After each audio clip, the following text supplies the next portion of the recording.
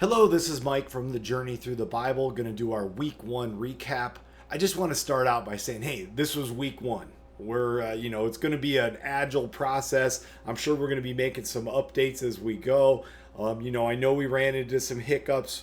For example, you didn't have your student guide before, so it's hard to do a lot of preparation, as well as in breaking our group into two parts.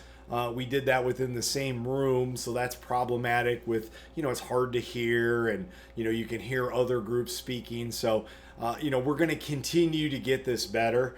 I know that this next week, I'm just giving you a heads up that it'll be all one group again before we'll really start to make some changes probably in weeks 3 and 4 and 5. So, bear with us.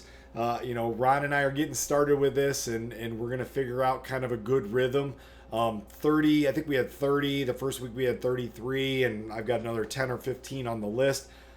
Groups of 30 to 40 is really too big to have a really good discussion. I mean, we could run things with some questions and draw some things out, but it's a lot of people. So, anyways, continue to bear with us. And I am always looking for suggestions. So, if you want to reach out to me individually and say, here's an idea, absolutely love to hear it. So just reach out to me via text or call me or whatever. So hey, but I do want to cover, here are some kind of key concepts that came out of this to kind of give you a recap. So first, God's intentional creation. God created humans with purpose and responsibility to care for the earth and to form relationships. And I know we focused a lot on the relationship side, relationship with God, relations with others. Along those lines, we are relationally designed. We were meant for community, not to be alone. So, if you're listening to this and you're like, I'm alone, we're building this community. Reach out to somebody within our community because we may or may not know you're alone. And more importantly, too, or importantly, is if you know somebody that's out there that's alone, invite them to our class, invite them to do something. That's something that's very important. Another key concept is the idea of stewardship and obedience. Humans were given stewardship over creation and called to obey God's commands, reflecting our relationship with God, and it's through work and care for the earth and relationships.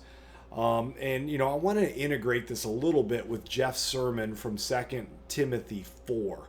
So one of Jeff's key points he called is why we're needed to be part of advancing God's kingdom and God doesn't absolutely need us, but the church needs us, people need us to participate, to be the hands and feet of God. And it's really an honor to be part of that.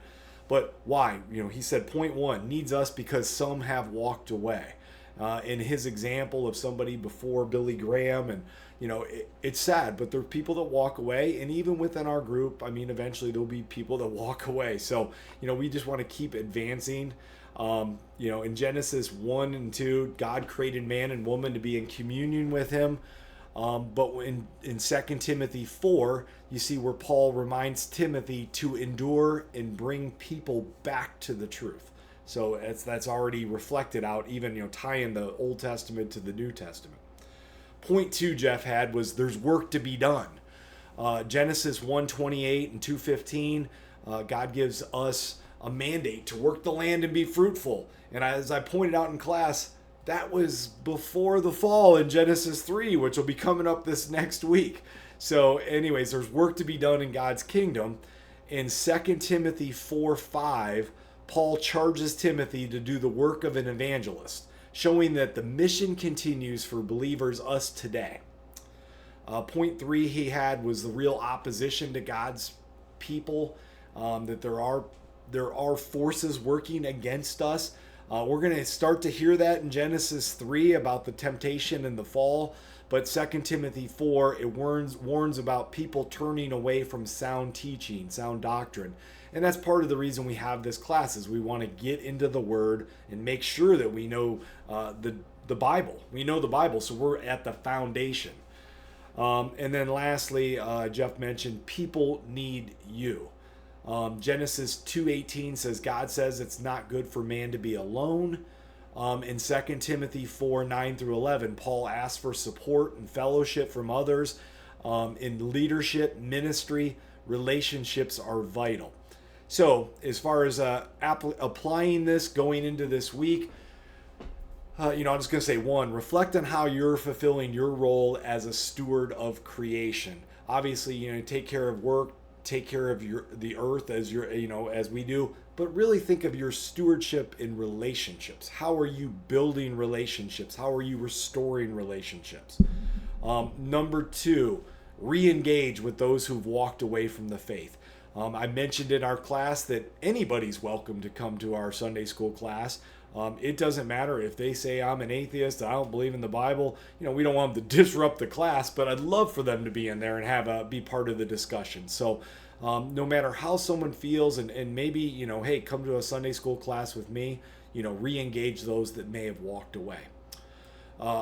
Point three, prepare for opposition. Just be ready. You're going to get challenges. As you engage deeper, I fully expect you'll get, there's a reason why you can't make it. There's a reason why the dog ate your student guide. I mean, you're going to, it's not your dog's the opposition, but anyways, something might be driving it. But be prepared for resistance to take time away from our group and fellowship. And then last is support and encourage others.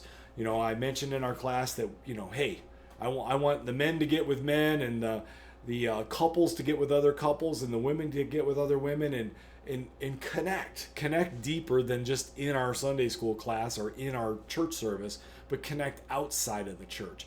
And that's an attractive thing for other people that are out there that may be isolated or alone. So with that, I'm going to close this recap. I'm probably going to send out a little prep one for this weekend.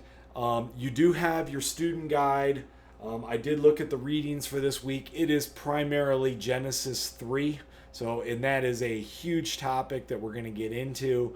And with that, thank you for listening, and we appreciate your attendance and participation within the Sunday school.